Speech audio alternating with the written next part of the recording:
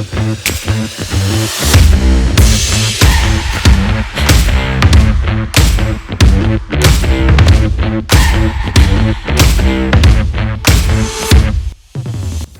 everyone, first of all, thanks for joining us on Project Honbaru episode 1. Yes, finally I get my act together and started putting videos together for our YouTube channel. There is a lot of friends telling me a long time ago I should have started, which I did, and I did actually film a lot of stuff, but never had time to put it all together. Well, still not much time to do it all. Anyway, we will be carrying out a K-swap on this Honbaru or Subaru FRS BRZ GT86, whatever you call it. It's nothing special, it's been done before, and it's nothing new. I will explain a little why we decided to start this project a little later in the video. I myself actually haven't bought a rear-wheel drive car for a long time. I think the last rear-wheel drive that I bought was my facelift 180SX, which I transferred an XD1 drift car running gear into it and sold it to a mate. And he sold it to another person and another person, but none of the owners had it for long. And I'm pretty sure that car ended up wrapping around the pole somewhere. And that was maybe like 10 years ago. That car was just nuts. It's just wheel spin everywhere, there's no grip. It wasn't that friendly to drive on the street, but it slid well. So when he first came out, I really wanted to get one at that time. I was planning to get a RC and build it up as a race car, but then after working on one of the first cars in the country with the Rocket Bunny kit, XTS charger, it had all the gears on it, and it was still underpowered.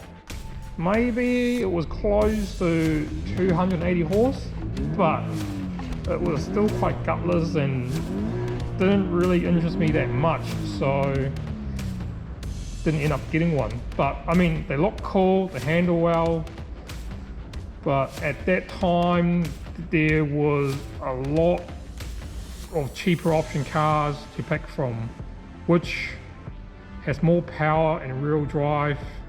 They're ready, well, pretty much ready to slide and ready to track, so I didn't buy one. And then we ended up working with TRS, dynoing the car, testing products. So we know all the car setup pretty well inside out. Also, in the last 5-6 years, we have customers racing them in other series, so we do know the car pretty well. The car chassis balanced very well, but the FA20 is just lack of torque naturally aspirated. The low down torque is just bad. Until it gets up to rev, it doesn't really go, even if it's supercharged or boosted. Until it comes on boost, it's just no go. Changing the final drive and changing the gearing or adding a sequential gearbox helps a lot, and it really brings out its potential, but it won't be very friendly to use it as an everyday car base to base or day-to-day base.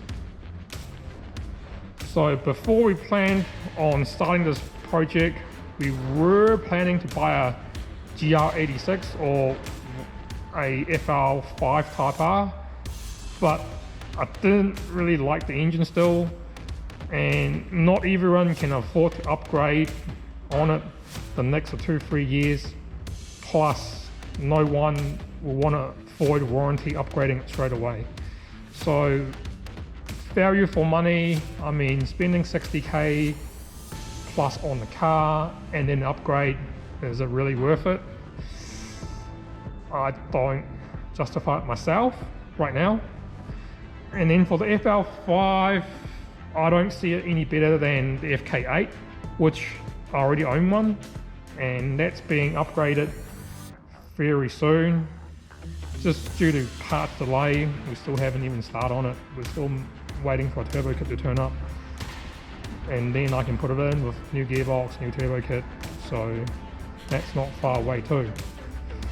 And then again, same goes like everything else, not much local or spend any money or modding it anytime soon because of warranty. So we needed something that is fun, modern, affordable for all, and still has the potential to grow. So why the 86? Well, price of Sylvias and Skylines, like the price is just sky high these days. Like we used to buy S14, S15 for less than 5 or 6 grand non-turbo, and turbo ones maybe were like just over 12k, 10k, and we're only talking like 3 or 4 years ago.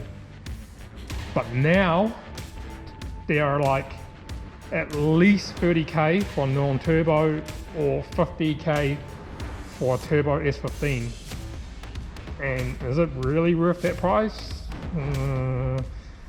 I mean, I've driven a lot of cars, maybe I've driven a lot of them before when I was a bit younger.